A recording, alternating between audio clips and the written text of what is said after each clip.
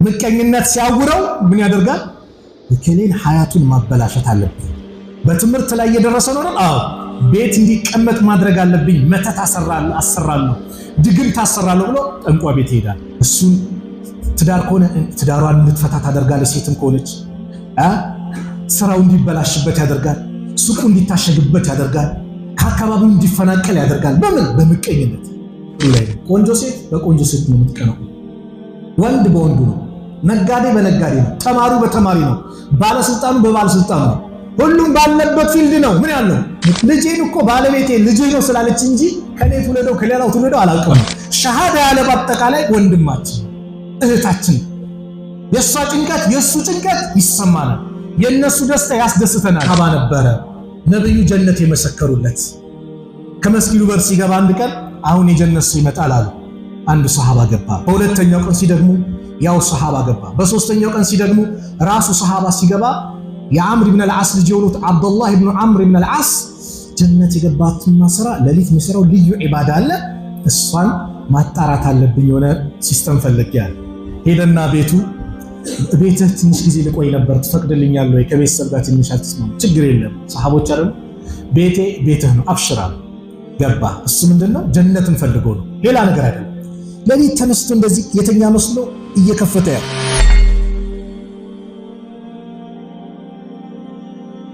አሰላሙ አለይኩም ወራህመቱላሂ ወበረካቱ። ምቀኝነት የለኝ የቀልብ በሽታ አላህ ይጠብቀን። ምቀኝነት ወላሂ ስንት ነገር አበላሸ። ዛሬ በቃ ኸይር ነገር የሚባል እንዳይታይ ያደርጋል። ምቀኝነት የሰው ደስታ መስሎ አይታይህም። ምቀኝነት ሲመጣብን የሰዎች ለውጥ፣ የሰዎች መቀየር፣ የሰዎች መደሰት እኛ ላይ ምን ያመጣብናል? ሐዘን ያመጣብናል። ለምን? ቀልብ ስለተበላሸ። አንድ ዓሊም ስለ ምቀኝነት አንድችን ነገር ይናገራሉ። ማን መሰላችሁ? ሐቲብ ኢብኑ አልዓስ የሚባሉ ረሂመሁላህ ራአይቱ الناس يتحاسدون ሰዎች ሲመቀኛኙ ተመለከትኩኝ።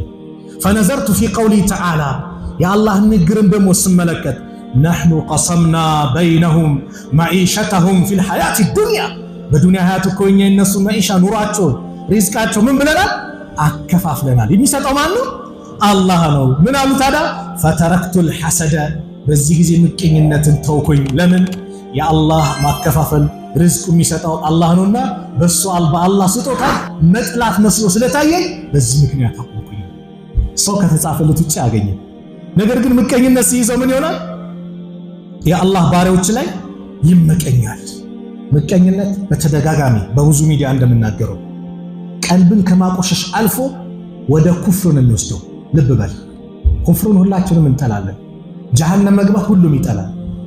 ለምን ከተባለ ይሄ ቀልብ ሲበላሽ የቀልብ በሽታ ነው። ምቀኝነት ሲያውረው ሰው ከቻለ እሱን ትዳር ከሆነ ትዳሯን እንድትፈታ ታደርጋለች። ሴትም ከሆነች ስራው እንዲበላሽበት ያደርጋል። ሱቁ እንዲታሸግበት ያደርጋል። ከአካባቢው እንዲፈናቀል ያደርጋል። በምን? በምቀኝነት። ያ ሁሉ ደግሞ ካልቻለ ማለት በጣም ምቀኝነቱ ሲያይልና ሲበዛ ደግሞ ምን ያደርጋል? ጠንቋይ ቤት ይሄዳል። ምን ሊያሰራ? ድግምት ሊያሰራ።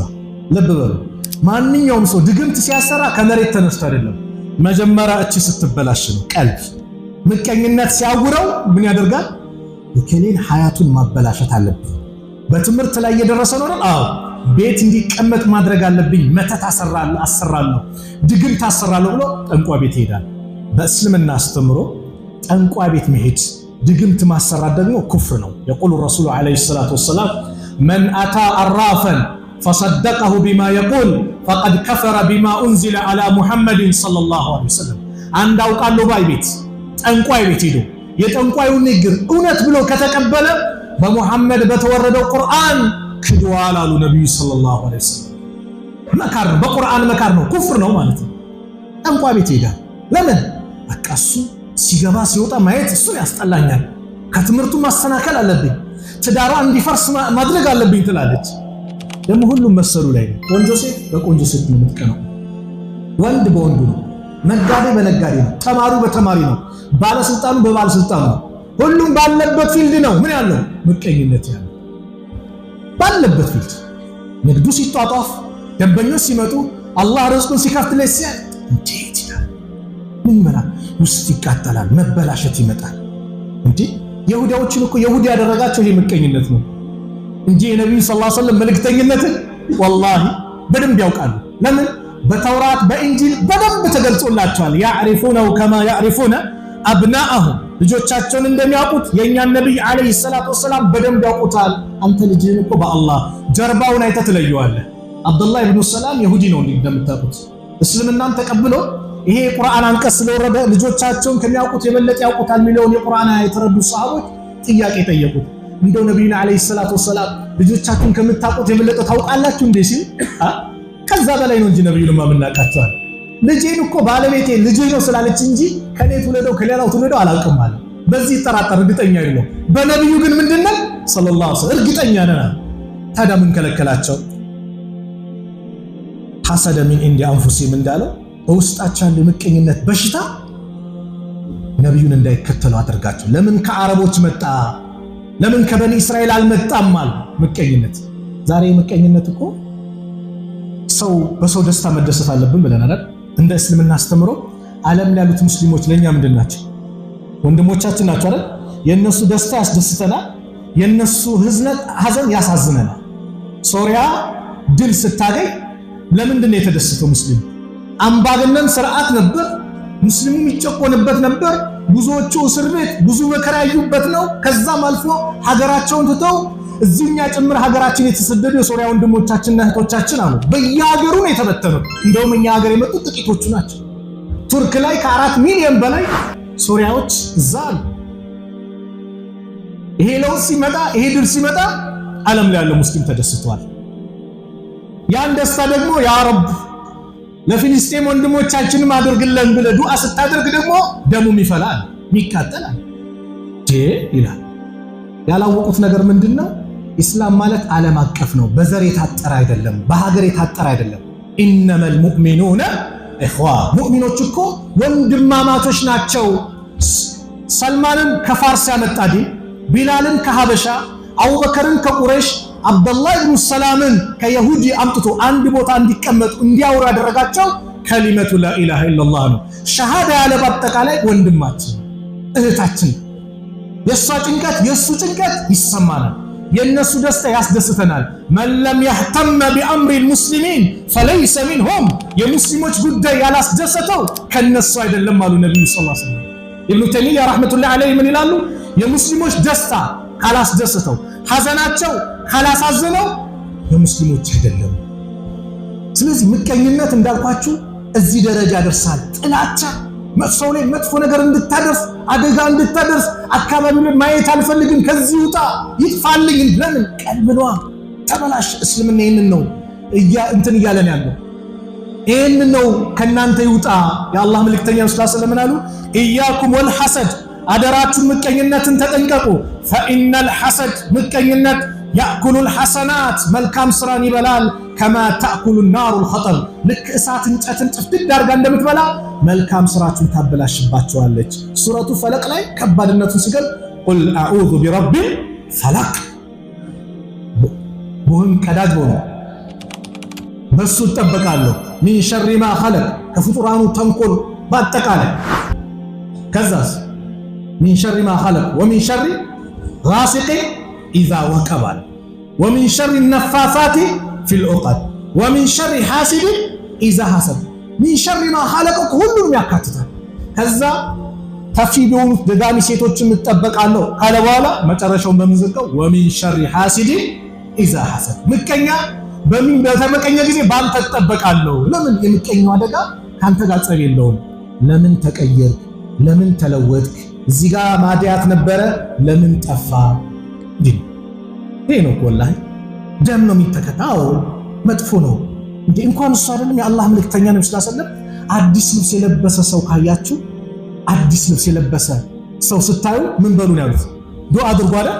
ይልበስ ጀዲደን ወኢሽ ሐሚደን ወሙት ሸሂደን። ሁሌም አዲስ ልበስ፣ ሁሌም አመስጋኝ ባሪያውን። እንደዚህም ስትሞትም ሸሂድ ሆነ በጥሩ ሁኔታ በመጥፎ ነገር ኻቲማ እንዳይበላሽ።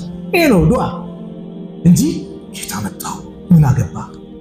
መኪና ያዘ ኬት ነው ቦነ ምን አገባ? የሚያከፋፍለው ማን ነው? አላህ ነው። አም يحسدون الناس ሰዎች ይመቀኛሉ እንዴ አላማ አታሁም الله من فضله አላህ በሰጣቸው ችሮታ ምን ማለት ነው ምቀኝነት? አላህ ለከሌ ለምን ሰጠው እያለ ነው። ሰጪው ማን ነው? አላህ። ከአላህ ጋር እኮ እየተከራከረ ነው። ስለዚህ ምቀኝነትን መራቅ። ምቀኝነት ከባድ በሽታ ነው። አንድ ሰሃባ ነበረ ነብዩ ጀነት የመሰከሩለት። ከመስጊዱ በር ሲገባ አንድ ቀን አሁን የጀነት ሰው ይመጣል አሉ። አንድ ሰሃባ ገባ። በሁለተኛው ቀን ሲደግሙ ያው ሰሃባ ገባ። በሶስተኛው ቀን ሲደግሙ ራሱ ሰሃባ ሲገባ የአምር ኢብኑ አልዓስ ልጅ የሆኑት አብዱላህ ኢብኑ አምር ኢብኑ አልዓስ ጀነት የገባትን ስራ ለሊት መስራው ልዩ ዒባዳ አለ፣ እሷን ማጣራት አለብኝ የሆነ ሲስተም ፈልጌያለሁ። ሄደና ቤትህ ትንሽ ጊዜ ልቆይ ነበር ትፈቅድልኛለህ ወይ? ከቤተሰብ ጋር ትንሽ አትስማም? ችግር የለም ሰሃቦች አይደል ቤትህ ነው አብሽራ። ገባ። እሱ ምንድነው ጀነትን ፈልጎ ነው ሌላ ነገር አይደለም። ለሊት ተነስቶ እንደዚህ የተኛ መስሎ እየከፈተ ያው ተነስቶ የሚሰግደው ሰላት የለም። ለሊት ቀን ከኛ ጋር ነው። ለሊት ግን የሚሰራት ልዩ ዒባዳ ስለምትኖር ነው ዱንያ ላይ ጀነት የተመሰከረለታል። ሲያዩ የለም በቃ ሱቢ ሊደርስ አካባቢ 2 ረካ ይሰግዳል። ከዛ ወደ ፈጅር ወደ መስጊድ ይሄዳል ለፈጅር ሰላት። አይ ዛሬ እኔ ስላለው ነው። ሁለተኛው ቀን ልጠብቀዋል። ሁለተኛው ቀንም ያው፣ ሶስተኛው ቀንም ያው። አይ የተለየ ነገር የለም። ምን ሰርቶ ነው ጀነት? እኔ ቤትም ሰላም ነኝ፣ ግን ነብዩ ሰለላሁ ዐለይሂ ወሰለም 3 ቀን የጀነት ሲሉ አንተ መጣህ። ጀነት የገባህበትን ስራ ለማየት ፈልጌ ነበር የመጣሁት። ምን የተለየ ስራ አለ? ያው እንደምታየው ነው። በቃ እኔ እንግዲህ አፉ በለኝ፣ ይሄን ለማየት ነው የመጣሁት ለሌላ ጉዳይ አይደለም አለ። ልክ ሲሄድ ናስት ያለው ምናልባት አንዲት ስራ ትሆናለች። ምን? አንድችን ሌሊት በእኔ ላይ አልፋ አታውቅም፣ ነግቶብኝ አያውቅም። በሙስሊም ወንድሞቼና እህቶቼ ላይ ቀልቤ ላይ መጥፎ ነገር አሳድሬ አስቀምጬ አድሬ አላውቅም። ሁሉንም አውፍ ያልኳቸው ቢሆን እንጂ አለ። እቺ ናታ እዚህ ደረጃ ያደረሰቻል። እቺ ናታ። አዎ ቀልብህ ንጹህ መሆን፣ ለወንድሞች ቀልብ ንጹህ መሆን በጣም ትልቅ ደስታ ያመጣል።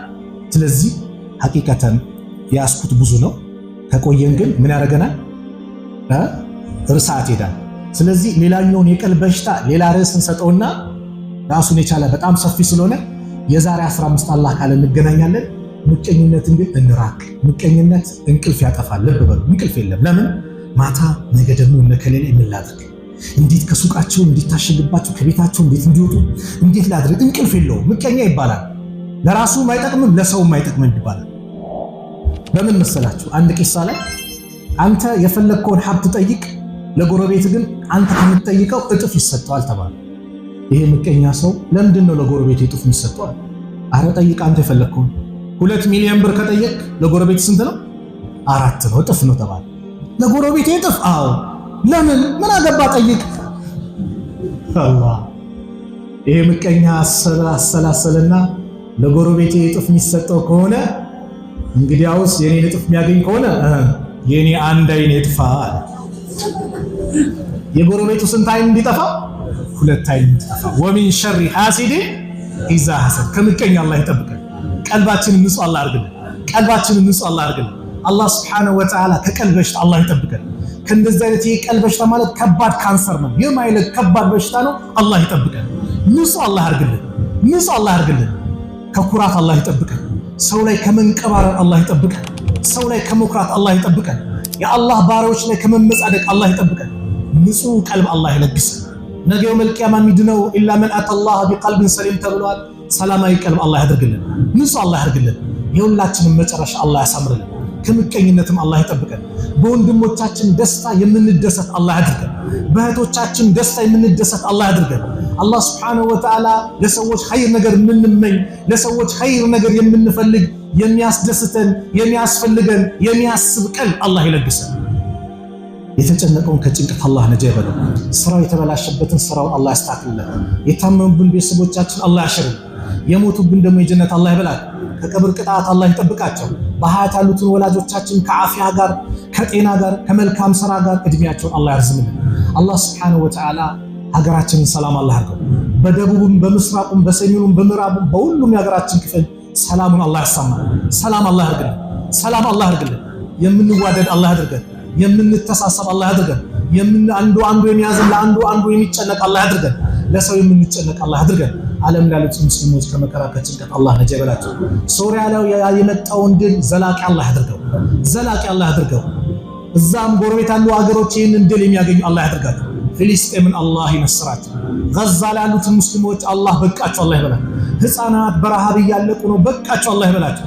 በይተል መቅዲስን በሙስሊም ወንድሞቻችን እጅ አላህ ያስገባው። ለአላህ ብለው የሚታገሉ የሱ ከሊማ ላኢላሃ ኢላላህ የበላይ ሆነው ለሚታገሉ ወንድሞቻችን በአጠቃላይ ድኑን አላህ ይለግሳቸው። የበላይነቱን አላህ ለነሱ የበላይነቱን አላህ ለነሱ ያርገው።